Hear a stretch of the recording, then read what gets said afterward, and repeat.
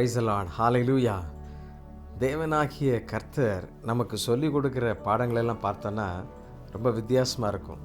இந்த உலகத்தோட அதை ஒப்பிட்டு பார்க்கும் பொழுது எல்லாரும் இது நடக்கக்கூடிய விஷயமா அப்படிங்கிற மாதிரி நிறைய நேரங்களில் யோசிக்க தோன்றும். ஆனால் அதுதான் மெய்யான பாதை, மென்மையான பாதை, சமாதான பாதை, சந்தோஷமான பாதையாக இருக்கும். நீங்கள் ஒருத்தருக்கு ஒருத்தர் அடிச்சுக்கிட்டால் அதுக்கு விளக்கு தீர்த்து விட்டு அதுக்கு சமாதானம் பண்ணுறதுக்கு யாராவது இருந்தால் உண்டு. இல்லைன்னா என்ன நடக்கும்? வாழ்க்கையே முடிஞ்சு போகும் இல்லையா? விரோதம் பெருசாகி பெருசாகி கடைசியில் வாழ்க்கை முடிஞ்சு போகும். இதனால் யாருக்கு நன்மை உண்டு?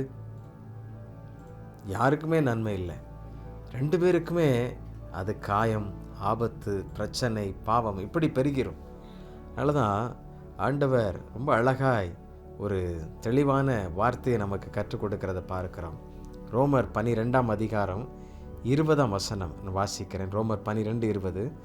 உன் சத்துரு பசியாயிருந்தால் அவனுக்கு போஜனம் கொடு, அவன் தாகமாயிருந்தால் அவனுக்கு பானம் கொடு. நீ இப்படி செய்வதனால் அக்கினி தழலை அவன் தலையின் மேல் குவிப்பாய் என்று சொல்லப்பட்டிருக்கு. நமக்கு விரோதமாக இருக்கிற எத்தனை மனிதர்கள் இருந்தாலும் அவங்களுக்கு நீங்கள் சாப்பாடு கொடுத்தீங்கன்னா, ஒரு டின்னர் டைனிங் வச்சிங்கன்னா, ஐயோ நான் இவனை இவ்வளவா பகைச்சேன், இவன் என் மேலே இவ்வளவு நேசம் வச்சிருக்கிறானே, இந்த உணர்வு நிச்சயமாய் கர்த்தர் உண்டாக்குவார். எந்த இதயத்தையும் கரைந்து போக செய்வது கர்த்தருக்கு முடியும். எனக்கு பிரியமானவர்கள், எவ்வளவு கடினமாக வேணாலும் இருக்கலாம், எல்லாம் திருந்தவே மாட்டான், உருப்படவே மாட்டான். இப்படி பலர் பல்வேறு விதங்களில் சொன்ன மனிதர்கள் எல்லாம் இன்றைக்கு பிரகாசிக்கிறார்கள். என்னுடைய வாழ்க்கையிலும் அப்படி அநேகர் என்னை பார்த்து சொன்னது உண்டு, இவன் உருப்படவே மாட்டான். ஆனால் என் தேவனை நான் சார்ந்து கொள்ளும் பொழுது, அல்லேலூயா, அவரோடு கூட நான் இணைந்து கொண்ட பின்பு வாழ்க்கையை ஆண்டவர் மாற்றினார். அந்த சமாதான உறவு எனக்குள்ள உண்டாயினும். மத்தேயு 5:44 சத்துருக்களை சிநேகியுங்கள் அப்படின்னு சொல்லி ஆண்டவரே அந்த மலை செய்தியில் பிரசங்கத்தில் சொல்கிறத பார்க்குறோம். இவ்வளோ பெரிய ஒரு காரியம் பாருங்கள். அதே இதில் நீதிமொழிகள் 25 நீங்கள் 21 வாசிக்கிறேன், கேளுங்கள். உன் சத்துரு பசியாயிருந்தால் அவனுக்கு புசிக்க ஆகாரம் கொடு, அவன் தாகமாயிருந்தால் குடிக்க தண்ணீர் கொடு. இது யார் சொல்கிறா? சாலமோன் ஞானி எவ்வளோ அழகாக எழுதி வைக்கிறார் பாருங்கள். எவ்வளவு பெரிய தெளிவான ஒரு பார்வை. ஆம், எனக்கு அன்பானவர்களே, நம்மை நடத்துகிற கர்த்தர் நம்மை சரியாய் பலனாய் நடத்துவார். நமக்கு விரோதிக்கிறவர்கள் 1000 பேர் எழும்பலாம், ஆனால் நாம் கர்த்தருடைய பிள்ளைகளாய் வாழ்வோம் என்றால், எப்பொழுதும் அவருடைய சாயலாய் எல்லாவற்றையும் செய்வோம் என்றால் ஆண்டவர் நமக்கு உதவி செய்வார். நிறைய பேருக்கு இது கொஞ்சம் கடினமான செயலாக தான் இருக்கும். ஆனால் அநேக ஊழியம் செய்கிறவங்களுக்கு இன்றைக்கி பல பிரச்சனைகள் இருக்கிறது. நானும் ஆண்டவரிடத்தில் அடிக்கடி கேட்பேன், ஆண்டவரே உம்முடைய சமாதானம், உம்முடைய சாயல், உம்முடைய கிருபை எனக்கு வேணும். ஜெபித்து ஜெபித்து ஜெபித்து பொறுமையும் பலனையும் ஆண்டவர் தந்து நம்ம வழி நடத்தி கொண்டிருக்கிறார்.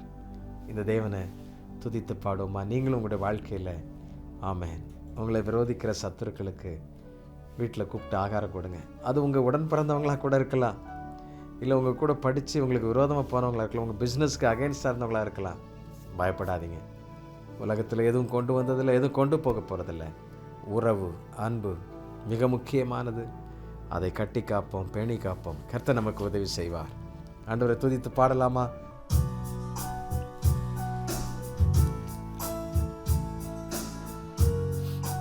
ஆராதனை நாயகர் அவர்தான்.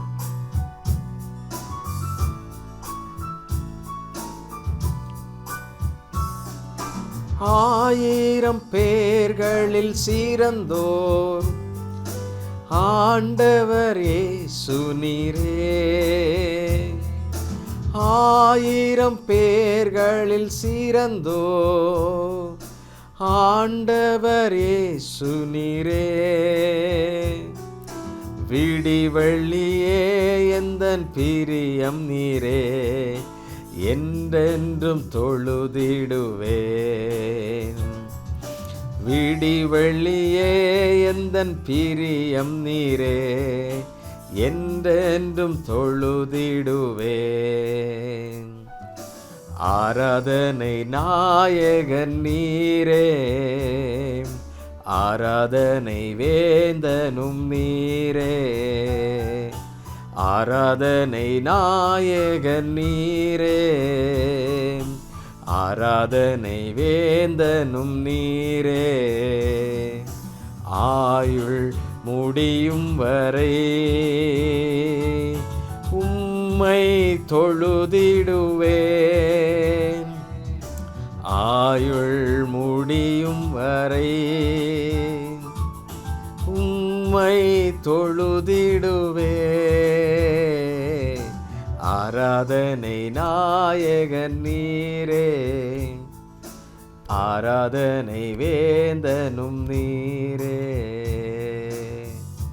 எங்கள் அன்பின் ஆண்டவரே, நாங்கள் துதிக்கிறோம் அப்பா.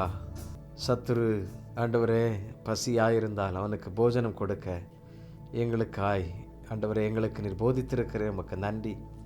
அப்படிப்பட்ட கிருபைகளை தாரும். இது எங்களுடைய மாம்ச யுக்தியினால் இதெல்லாம் நிறைவேற்ற முடியாதுப்பா. தேவனே, உம்முடைய கிருபை எங்களுக்கு உண்டாகணும், உம்முடைய இரக்கம் எங்களுக்கு உண்டாகணும், இந்த தயவு உண்டாகணும். உம்மை போல அந்த மனசு எங்களுக்கு வரணும்ப்பா. அதற்கு நீங்கள் உதவி செய்யுங்க. எங்கும் ஆண்டவரை விரோதங்கள் பெருகி கொண்டிருக்கிற அந்த நாட்களில், கலகங்கள் பெருகி கொண்டிருக்கிற அந்த நாட்களில், ஆண்டவரை எரிச்சலோடும் கோபத்தோடும் வாழ்ந்து கொண்டிருக்கிற அந்த நாட்களில் இப்படிப்பட்ட கிருபைகளை எங்களுக்கு தாரும், பலனை தாரும். அன்பாய், இன்னும் சாந்தமாய், இன்னும் தெய்வீக சுபாவமாய் நடக்க எங்களுக்கு உதவி செய்வீராக. கர்த்தர் எங்களை நீர் பொறுப்பெடுத்துக் கொள்ளும் அப்பா. எங்களுக்குள்ளாக நீர் வாழ்கிறீர் என்பதை நாங்கள் எப்பொழுதும் வெளிப்படுத்த கர்த்தர் உதவி செய்யும்.